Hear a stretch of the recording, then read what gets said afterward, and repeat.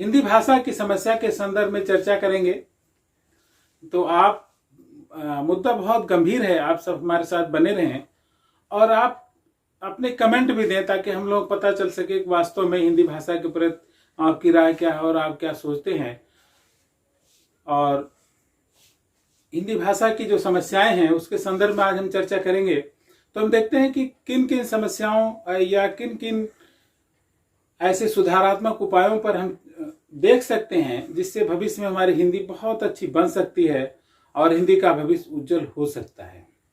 तो पहले हम ये देखने का प्रयास करेंगे कि आज जो अंग्रेजी जिस स्थिति में है उसके क्या कारण रहे हैं, उसके एक दो प्रमुख जो कारण है उसको हम देखें।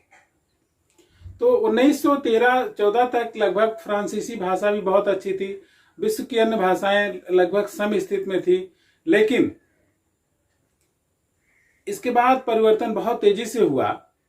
अमेरिका के अभ्युदय के साथ ही साथ अंग्रेजी का प्रभाव पूरे विश्व पर बढ़ता गया और आज जो अंग्रेजी की स्वीकार्यता है वो पहले उतनी अच्छे से नहीं थी, लेकिन आज के समय में एक तो प्रथमतः ईसाई मिशनरियों ने जहां पर भी गए वहां पर उन्होंने अंग्रेजी का अत्यधिक प्रचार किया और अंग्रेजी चूंकि अमेरिका की जो व्यापारिक कूटनीति है उसके नाते भी बहुत ज्यादा सफल रही।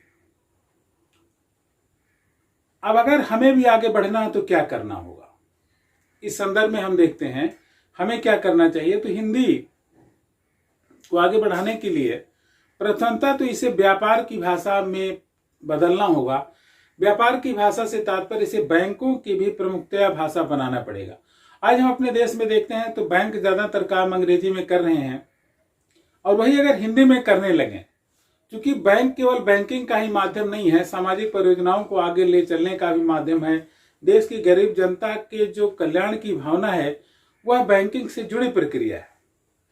तो अगर हमारे देश में बैंकिंग हिंदी में हो रहे थे शुरू से तो शायद हमारा देश इससे ज्यादा प्रगति कर सकता था।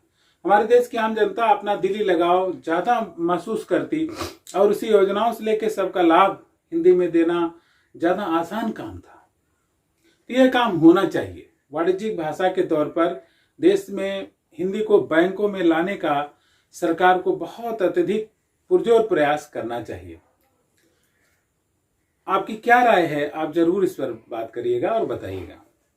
दूसरी जो प्रमुख समस्या हमारे देश की उच्च शिक्षा, विशेषतः इंजीनियरिंग और मेडिकल कॉलेजों की जो पढ़ाई है वह बिल्कुल ही हिंदी में नहीं हो रही है और अगर हिंदी में हो रही होती तो आज देश की जनता जो चिकित्सा सुविधाएं हमारी हैं, जो डॉक्टर अंग्रेजी में बोल करके देश की जनता को स्वास्थ्य के संदर्भ में जागरूक नहीं कर पा रहे हैं, तो शायद स्वास्थ्य भी इससे बेहतर होता।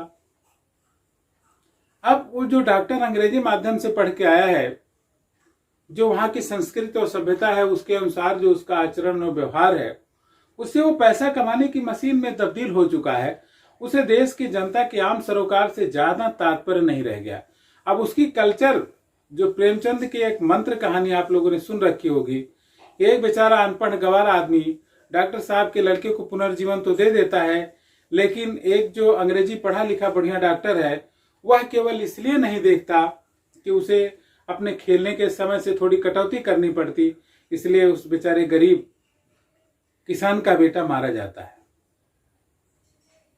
तो देखिए कितनी, अगर जिन लोगों ने मंत्र कहानी पढ़ रखी होगी वह इसको अच्छे से समझ सकते हैं कि क्या विशेषता। अगर नहीं पढ़ रखी तो एक बार जरूर प्रेमचंद की मंत्र कहानी पढ़िए, फिर उससे आपको पता चलेगा कि देश की जो हमारी पढ़ी लिखी जनता है वह अंग्रेजी माध्यम के, अंग्रेजी कल्चर के नाते हमारे देश की जड़ों से कितनी कट करके रह रही है और किस तरह से उसे रहना चाहिए।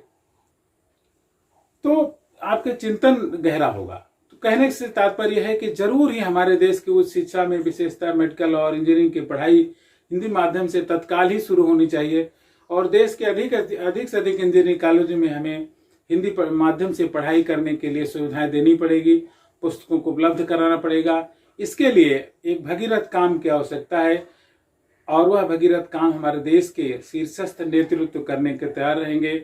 मुझे आशा है कि हम सब अगर इस बारे में अधिक जोर देंगे तो सरकार भी अवश्य इस बारे में सोचेगी और नई शिक्षा नीति में जो प्रावधान किए गए हैं उसे आने में समय लगेगा, लेकिन इसे तत्काल जब हम इंफ्रास्ट्रक्चर और सब चीजों में प्रयास करेंगे तो जरूर ये काम आगे स्तर पर जाएगा। तीसरी समस्या आज हम देखते हैं कि अंग्रेजी माध्यम के स्कूल चारों तरफ खुल रहे हैं और उन अंग्रेजी माध्यम के स्कूलों में जो देश का अच्छा वर्ग है वह अपने बच्चों को वहीं पर पढ़ा रहा है। आवश्यकता इस बात की है कि हमें हिंदी माध्यम के भी अच्छे स्तरीय स्कूल खोले जाने चाहिए और उन हिंदी माध्यम में भी सीबीएसई का, जैसे अभी उत्तर प्रदेश सरकार भी अपने राजकीय विद्यालयों में लाने का प्रयास कर रही है ताकि सीबीएसई के पाठ्यक्रम को पढ़ाया जाए और उसी के अनुसार अध्यापकों को भी ट्रेनिंग दे करके ट्रेन किया जाए ताकि वो भी गुणवत्तापरक शिक्षा आधुनिक पद्धतियों के अनुसार दे सके और जो हमारी शिक्षा व्यवस्था है वो हिंदी माध्यम से भी बहुत अच्छी हो सके। हमें विश्व स्तरीय सुविधाएं हिंदी माध्यम के स्कूलों में भी देनी पड़ेंगी ताकि लोग इससे अधिक से अधिक जुड़ सके। तो ये तीसरी समस्या के बारे में आपकी क्या राय है, कैसे किया जाना चाहिए, जरूर कमेंट करें, जरूर से जरूर, क्योंकि यह जो मुद्दा है हमारे देश की सभ्यता और संस्कृति से जुड़ा है। अगर हिंदी आगे जाती है तो उस भारत की सभ्यता और संस्कृति अवश्य विश्व में जाएगी, इसमें कोई दो राय है ही नहीं, क्योंकि भाषा हमारे हृदय की चीज होती है और कहते हैं कि अक्षर ब्रह्म है, शब्द ही ब्रह्म है, तो शब्द जो है भगवान का स्वरूप है और अगर हम अपनी भाषा और संस्कृति को आगे नहीं ले जाएंगे तो कौन ले जाएगा। ये तीसरी जो कारण था। और चौथा जो हमारे मानसिकता में सुधार करना है हम सभी को, कि हम सभी हिंदी के माध्यम से भी अच्छा बिजनेस कर सकते हैं, अच्छा काम कर सकते हैं।